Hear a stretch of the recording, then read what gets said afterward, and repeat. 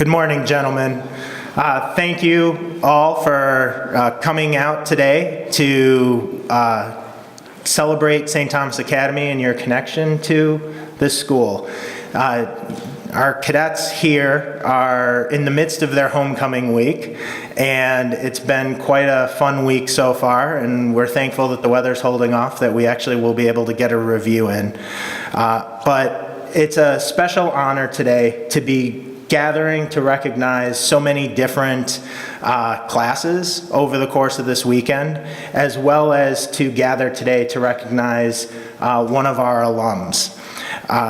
We just had a morning breakfast where we also were able to recognize two former teachers, both of whom are alums of St. Thomas Academy as well. So gentlemen, as you move on, as you get to witness the events of the weekend, one of the things that each of the men up here and the men who are going to be walking through the hallways are remembering. They're remembering being in your shoes. They're remembering standing where you're standing or in their sort of other replicas that were on St. Thomas College's campus. But they still love this school. And the legacy that you are part of, that you are going to be carrying on moving forward, really does go by in a blink of an eye. We were celebrating Mass this morning, remembering the cadets who've passed away in the former cadets, the alums who have passed away in the last year. And Father Ebert from the class of 1964 was reminiscing about how 50 years ago he was a senior, walking the halls and seeing the class of 1914 coming back for their reunion, and probably having some of the same remembrances of how much has changed in those 50 years, but some of the things that are still constant that we share as a community of St. Thomas Academy. And that's why the Alumni Weekend is so important for us, the connection to this school and the connection that we make as brothers, as cadets that continue for the life of everyone who graduates from here. So I'm going to be introducing Steve Norton, who's our current Alumni Association president. He will be emceeing our festivities this morning. And Steve is a graduate of the class of 1996. He went on to St. John's University, graduated from there in 2000, and then went on to William Mitchell Law School and practiced law primarily as a criminal defense attorney until around 2012. At that point, he started Norton Realty and has been in that business for the last couple of years. The role of Alumni Association President is quite distinguished. All the gentlemen up here have served on the Alumni Association Board, many of them as past presidents, and have helped maintain those connections for the last half century as the Alumni Association has been in place. So with that, Steve Norton, please come on up. Thank you.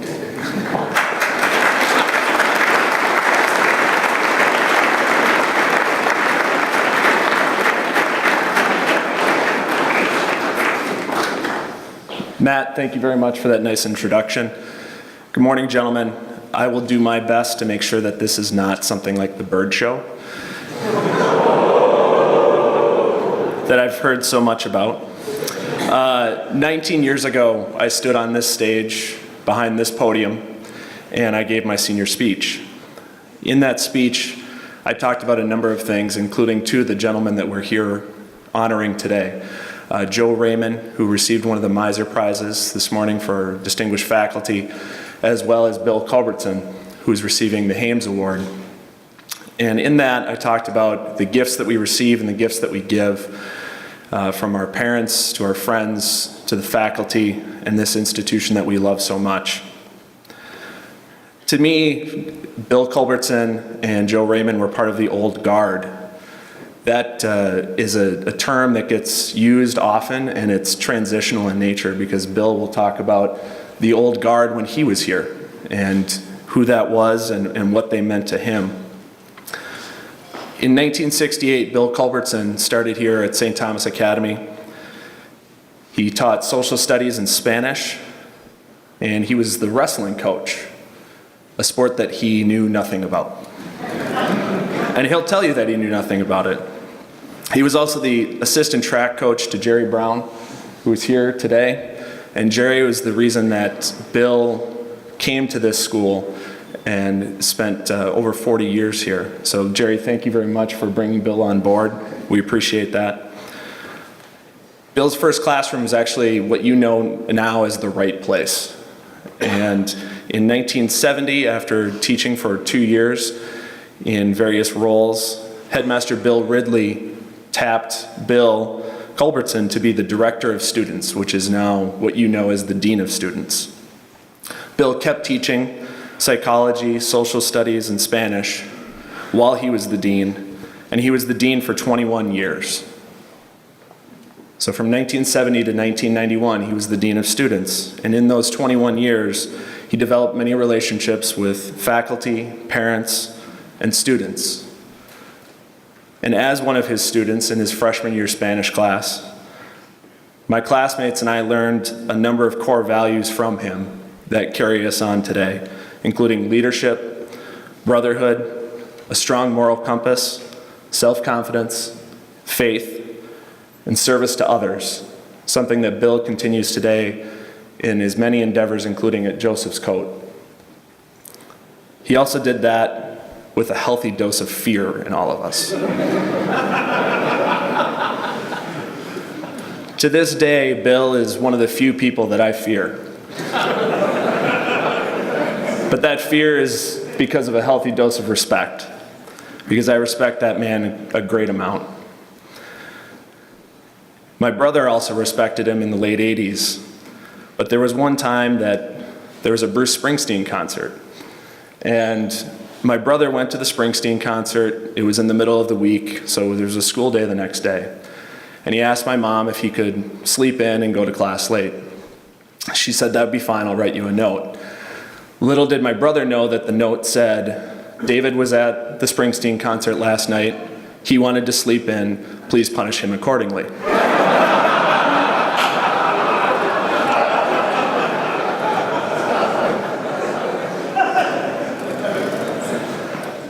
So my brother ended up in Bill's office, and Bill said to him, "Well, that's interesting.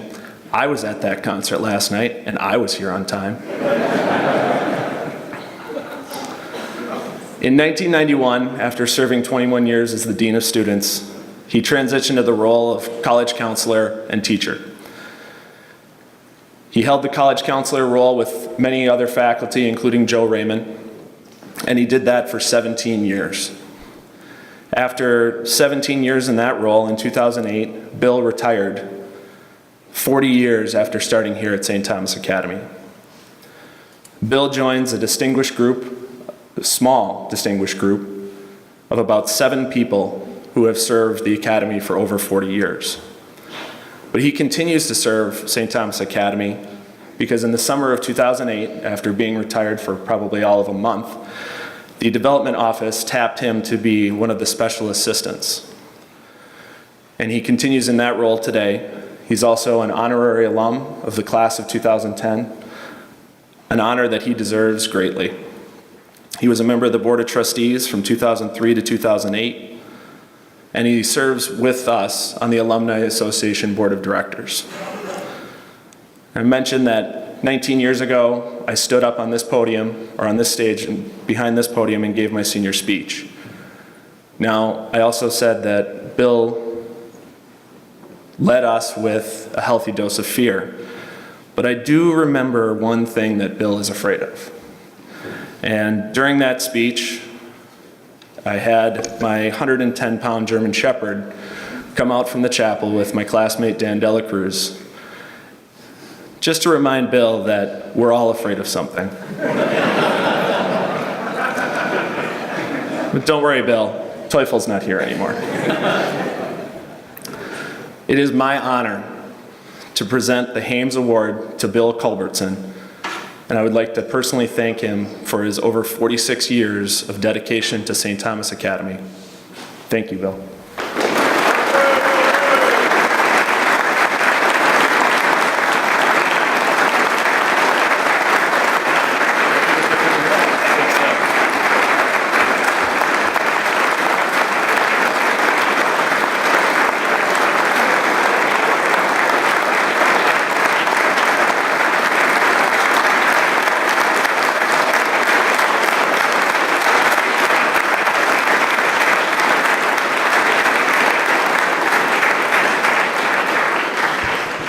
Thank you.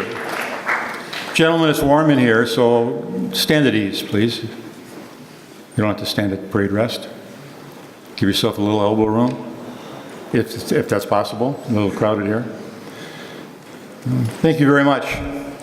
When I was made an honorary alum 4 years ago, it came out of the blue. I had no idea it was coming. And I was very, very pleased and shocked. And when I got the call from Mike Youngdahl a couple months ago that the Hames Committee had met, and I said, okay, good. And he said, but you're going to get the award this year. I was even more pleased and more shocked and just delighted, but very happy about it.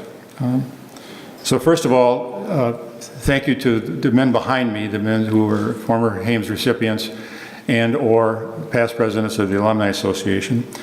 The Hames Committee, as I understand it, are a lot of the men behind me, the past presidents of the Alumni Association vote.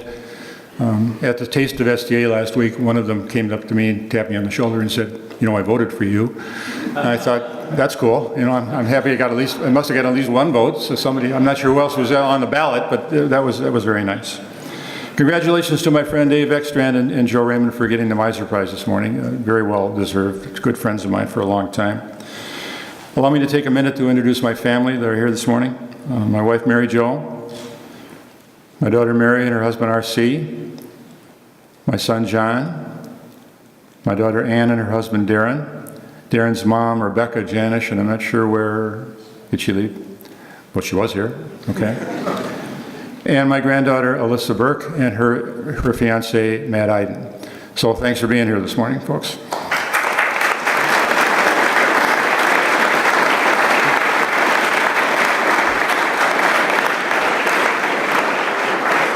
Now, for 40 years, as Steve mentioned, I was on the faculty, various roles, and I stood probably up on the railing most of the time for these Hames speeches. Some of them have been brief and others have been painful, okay, to listen to, I should say. And I promised myself I wouldn't, you guys wouldn't leave the court and go, oh God, thank you God, he's done. I'm going to try to keep it as brief as I can, but there's some things I need to say. I want to talk a little bit about relationships. And those of you that were at the Opus last night, and most of you weren't, but Mike Cerisi, who received the Opus Award last night, talked about relationships. And I talked to him after his speech, and I said, Mike, you took half my speech. He didn't know that, obviously, but he talked about the relationships when he was here and what they meant to him and what it's meant since he graduated 50 years ago. He's having his reunion tonight. So allow me a few minutes to talk about relationships. I joined the faculty, as Steve said, in the fall of 1968, thanks to my friend Jerry Brown. I replaced a longtime teacher named Tom Scott, who was a history teacher. Jerry called me in August of '68 and said, Tom Scott retired, there's an opening, so I jumped at the chance and I was hired, and the rest is history, as they say. I joined a remarkable group of teachers who are referred to as the old guard, and I'm sure you guys have heard that before, and you don't appreciate what that means, those of us that knew the old guard.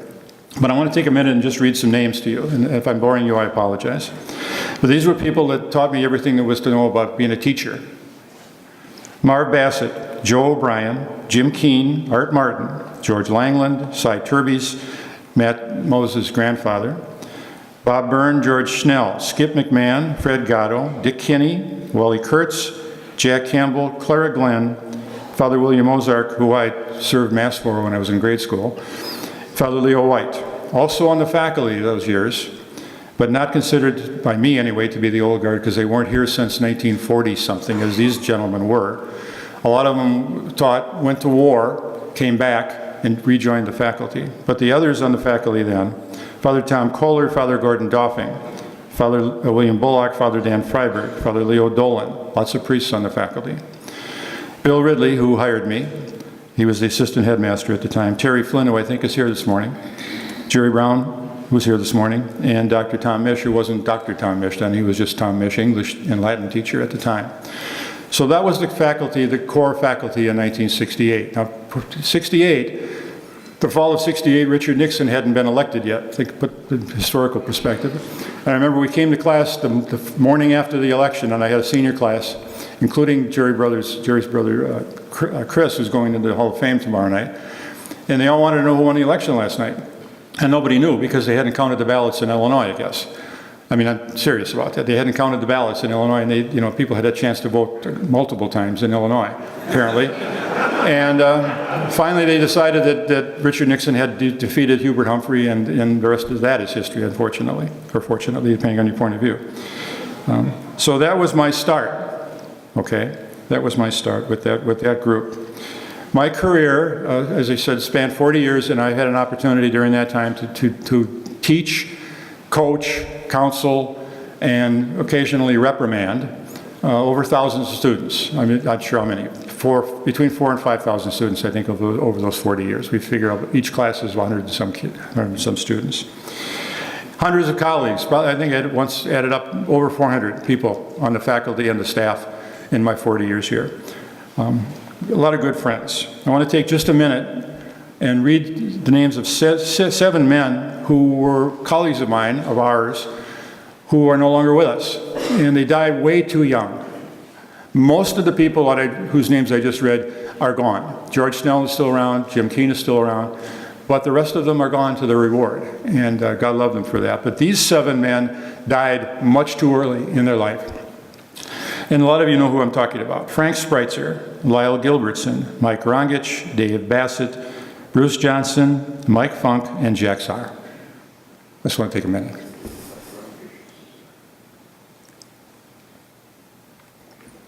Okay. Also, in the line of the relationships, there are 11 men on the faculty who are Academy grads. I don't know if you know that. There are 11 on the faculty, including 3 in the development office, but I'm going to read their names. Matt Mose, Tom Klein, Jeff Smith, John Kenny, Mike Maxwell, David Hockinger, Mike Barcelo, Nick McCarthy, Jason Sedlak, Greg Vanelli, and Eric Westerback. A lot of them were students of mine, or I certainly knew them when they were here. None of them ever got in trouble. None of them ever spent any quality time in my office, as some others did. And they came back to give back to this community, and that's another piece of the relationship that I want to talk about. Now, I have a couple of questions for you guys, the cadets and the middle schoolers. By a show of hands, how many of you, your fathers went here? I'm just curious. Just raise your hand, please, if your dads went here. Okay. How many grandfathers went here? Some of those, same families probably. How many brothers have gone through here? Lots of hands. Okay. Another connection, another relationship connection. And that's gone on for, well, since 1885, I guess, where families, and I know lots of families over the years who have sent multiple sons here, and I know a lot of alums who have sent their sons here as well. How many, a different question, how many alums, I already asked that question, never mind, the alums are the fathers. Okay, sorry. I knew I was going to step on my tongue sooner or later, and I just did. The class of 1964 is celebrating their 50th tonight, okay? Now that's 50 years ago, obviously. They will stand around tonight after their dinner and they will tell each other lies. Now there's a word in psychology, which I used to teach, called confabulation.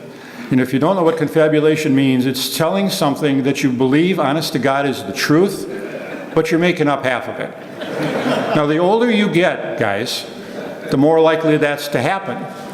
It might happen right now. You talk about the weekend. What happened on the weekend? This happened. I can't remember for sure. But that's probably a different reason than the age reason, okay?